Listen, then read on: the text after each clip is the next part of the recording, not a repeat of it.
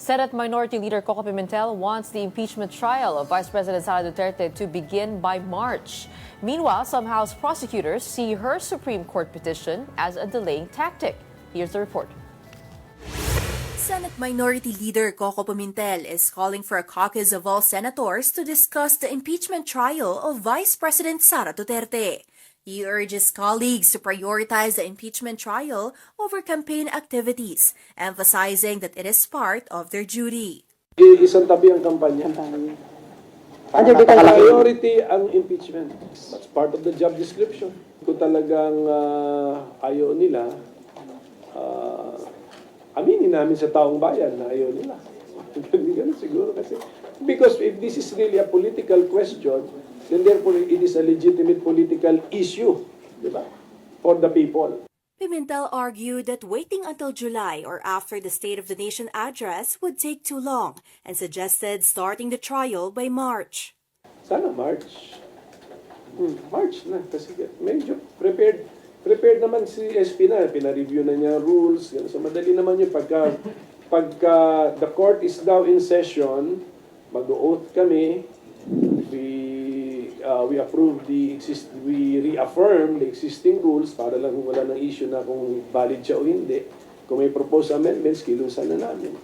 And then padala na ng i-authorize na namin ng Senate President to send summons to the impeached official para umandar na yung 10 days. Senate President Cheese Escudero previously stated that the Senate would not rush or bow to pressure regarding the impeachment proceedings. However, Pimentel believes Escudero is being overly cautious, pointing out that the Senate doesn't need to be in session as a legislative body to start the trial.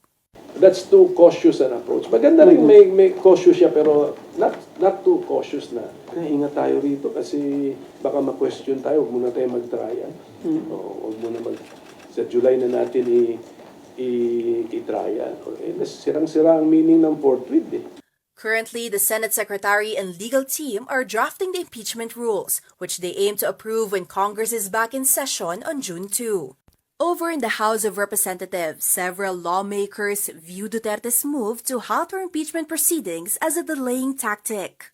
You will always have parties doing that, delaying the case, or if one doesn't have a case, then they will file such petitions for certiorari to go all the way up to the Supreme Court para lang tumagal. In her petition to the Supreme Court, Duterte argued that the lower chamber violated the one-year ban rule in the 1987 Constitution, which prohibits the House from initiating impeachment proceedings against the same official more than once within a year.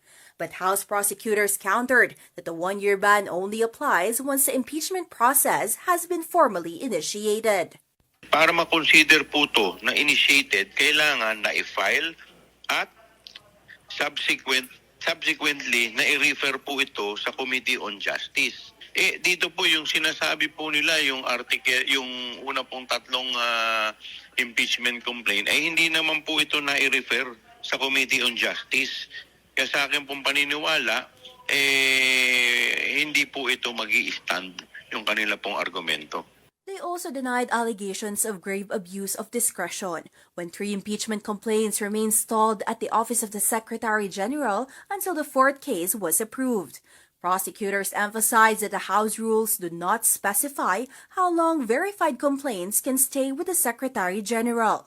The guidelines only state that once verified, complaints should be immediately transmitted to the Speaker's office.